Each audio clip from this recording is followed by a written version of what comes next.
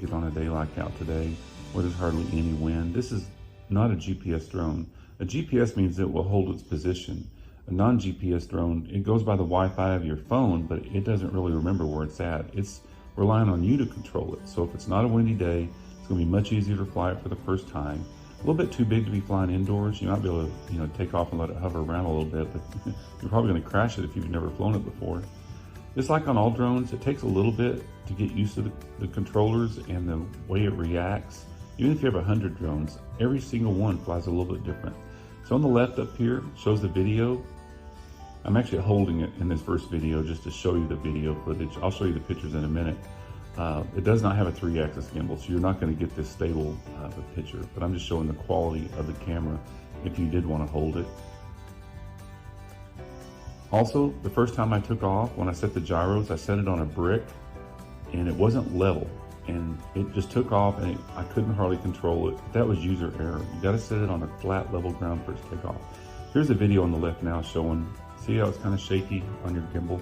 It's a really good, 1080 is a lot better than what people think it is. Everybody wants 2K and 4K, but all that does is take up a lot of memory. There's no memory card, so it records these videos to your app.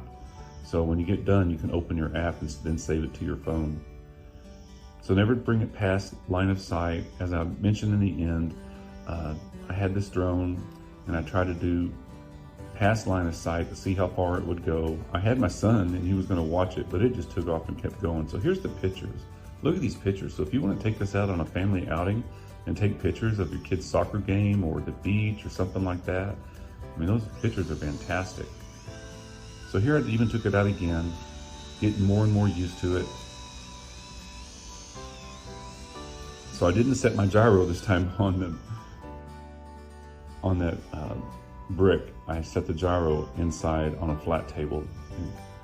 Every time you crash it, you need to reset your gyros. Every time you change your battery, you need to reset your gyros, and you need to reconnect it to the Wi-Fi. So you need to start your pre-start checklist every time you change the battery, not just the first time you ever go to take it out.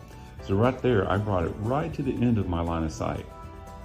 And when I bring it back, you see it takes a long time to turn around. A little bit underpowered, I think, is what it is, but that's actually good for a budget beginner drone. So just take it out. Don't be nervous. If this is your first drone, like I said, it's going to take a little bit of time to get used to the orientation of the controls, but kind of like driving. When you drive somewhere now, you don't think about it. You just drive there.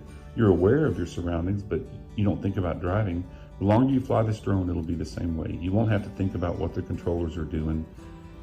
You'll just think about where it's going, and you won't even think about what your fingers are doing. It seems like kids get it way faster than us old folks.